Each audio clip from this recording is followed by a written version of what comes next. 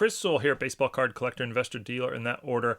Welcome, everyone. As a dealer, I grade a lot of cards. It's a very important part of my business, and in the past and still today, I predominantly use PSA, and that's simply because they generally sell for the highest, and that's affects my bottom line and affects my business and affects my livelihood. So I generally use PSA. However, a notable shift in something for me is that I've been recently starting to use SGC quite a bit more. I think there's a very clear justification from a financial standpoint at times to use SGC, at least a lot more now than there was in the past. So today I wanted to just go over a little bit of that and discuss two of the situations where I now tend to send my cards to SGC as opposed to PSA, and I'll give a couple examples of both. Before we jump in, I want to let everyone know that my boy Jeremy Donson at the Texas Snowman's Auction House, CIA, is up and running right now. It's a monthly auction, and the January auction just launched. Will run for another 9-ish days or so from the release of this video. It'll be the first auction to feature some of the cards from the incredible Atlanta collection that Jeremy bought with his partner Bill Hughes. Did a video on that a couple weeks ago. But yeah, just some amazing stuff in the auction as always. Some really nice high-end stuff. Lots of regular roller items. It's just a really impressive auction house. I'm very proud of Jeremy for what he's built here. I'm a small stakeholder in the auction and obviously believe in it heavily. So I encourage everyone to check it out. I've included links to all that in the description down below. All right, so there's sort of two categories of cards that I've identified, at least for me, where it sort of makes sense to send to SGC, and there's lots of exceptions to that, but in general, these two categories of cards, and I'll go over those in just a sec here, but each of PSA or SGC or any of the grading companies are going to have pluses or minuses versus the others, but to me, there's three benefits to SGC over PSA. One is that it's cheaper. It's $15 a card instead of $19 a card, so it's $4 cheaper per card. Two, is much faster. If you send a package to SGC, I expect to get it back in 2 weeks, whereas if I send a package to PSA, it might be 2 to 3 months. It could even be longer than that. And third is I find their grading to be more consistent. Like if they're not stricter or less strict, just more consistent. Like if I send a card in, if I look at a card and I think this should be a 7, and I send it to SGC, I think it's more likely to get the 7 than if I do the same with PSA. Those are the benefits to SGC. Obviously, there's benefits to PSA. Again, PSA tends to outsell SGC, but these three benefits sort of have shifted the scale a little bit in terms of me using them more. And as I said, there's sort of two categories of cards that for me it now sort of makes sense to use SGC. There's a vintage category and a modern category. I'll go over the vintage one first, and that's vintage cards that are sort of in the mid-level value, saying in the sort of $50 to $100 range, maybe up to $150, somewhere in there. I've found that, it just sort of makes more financial sense for me to use SGC, much of the time. Let's take this 1973 Topps Roberto Clemente, for example. That's his last playing days card. And let's say I had this card in a sort of upper middle grade, and I thought it would grade either a 6 or a 7, somewhere around there. And I was trying to decide between PSA and SGC. Well, if we look at sales of PSA 6s versus SGC 6s, here's some recent sales of each over the last couple months, and you can see on the left the PSAs range from, it looks like 43 up to about 100. And on the right, very similar, from about 50 up to about 90. So we're very, very comparable sales between a PSA 6 and an SGC 6. If you go up to the 7s, here PSA starts to pull away a little bit. The PSA 7 is definitely outselling the SGC 7s overall.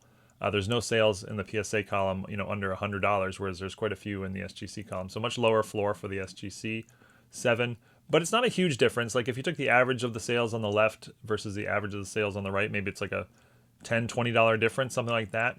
And so when you factor in the fact that SGC is $4 cheaper and much quicker, plus the fact that there's less likely of a chance that it's going to come back like a bizarre puzzler grade with SGC, to me, there's enough benefits to SGC to make up for the small incremental difference in value. So for me, this is a card I would now send to SGC, whereas in the past I would have always sent this card to PSA. And to be clear, if this was like a super high grade card, then for me, PSA would be the no-brainer choice because a PSA 9 is going to greatly outsell an SGC 9. Same thing probably as 8s. You'd just be leaving too much money on the table to go with SGC if it was super high grade. But when you're down in the, like I said, $50 to $150 range, I think it's close enough where the benefits of SGC come into play and sort of swing the pendulum in their favor, at least for me. All right, one more vintage example to show you, which basically just shows the exact same thing. 1965 Topps Sandy Koufax. Let's say I owned this card and I thought it would grade around a 3 or a 4. Well, PSA 3 sales versus SGC 3 sales. Shown here on the left versus right, the PSA has a slight edge for sure, ranging from about 50 up to 110, whereas the SGC ranges from about 50 up to about 85. So a higher ceiling for PSA, but overall pretty close. If you look at the PSA 4 versus the SGC 4, again, PSA definitely has a slight edge with a little bit of higher floor and a little bit higher ceiling, but not a huge difference overall. I mean, maybe the average of the PSA sales is like $10 to $20 higher than the average of the SGC sales. So for me, you know, when you factor in the fact that SGC is $4 cheaper, it's much, much quicker, and there's less of a chance of a puzzler grade. As a reseller, it's justified for me to use SGC for this type of card.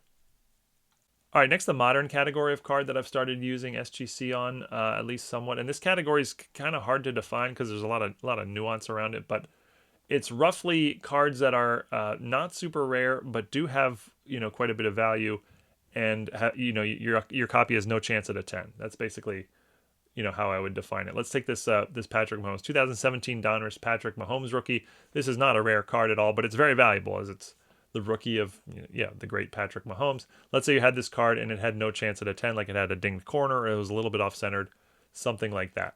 Well, this is the type of card that I now consider SGC with, whereas I never would have in the past. If I thought the card had a good shot at a 10, I would definitely use PSA, because, again, you'd just be sort of leaving too much money on the table to not give yourself the chance at the PSA 10. But if a 10 was not in play, because it had, again, a ding or something, then in my experience recently with modern cards like this, PSA is a little stricter when there's just one minor little ding, and they'll often take a tiny little minor issue and drop it down to an 8 or even like a 7 at times. And so I feel like if, let's say I thought this card was a 9, I think there'd be a much stronger chance you'd get the 9 with SGC than PSA. Looking at sales of PSA 9s versus SGC 9s, you know, PSA clearly has the advantage here. The average of the PSA sales is maybe 340, 350 or so, whereas the average of the SGC sales is more like 300. So it's, you know, it's a $40 or $50 difference advantage to PSA, and the fact that SGC is $4 cheaper and and faster, that certainly doesn't make up for $40 to $50. But if you consider, at least in my experience, that you're more likely to get a lower grade with PSA, and then suddenly, you know, you're selling the card for much less than the SGC 9, I think it's reasonable here to say that if you sort of zoom out big picture, SGC is at least a reasonable option from a reseller standpoint. All right, and one more modern to just sort of showcase that idea again. 2020 Panini Prizm Red Wave Prizm LeBron James, and this card itself is actually, you know, somewhat rare, but there's a bazillion parallels of it, so in that sense, it's not really that rare. But yeah, it fits all the criteria. You know, not a particularly rare card if we factor in the parallels. It does have value, and in this case, the one on screen is clearly off-centered, so it would have no chance at a 10. So same sort of thing. Let's say you thought this card would grade most likely a 9. PSA 9s on the left there maybe average $75, $80 or so. The SGC on the right averages maybe, you know, $65, $70. Well, that's a $10 difference, and I think the benefits to SGC are more than enough to make up for that small difference in end value. Again, particularly the fact that, you know, I think PSA is more likely to knock it down extra grades because of one minor issue. But that's it. And, you know, just to be clear, this is just something I've started doing. I'm not telling anybody else they should do it.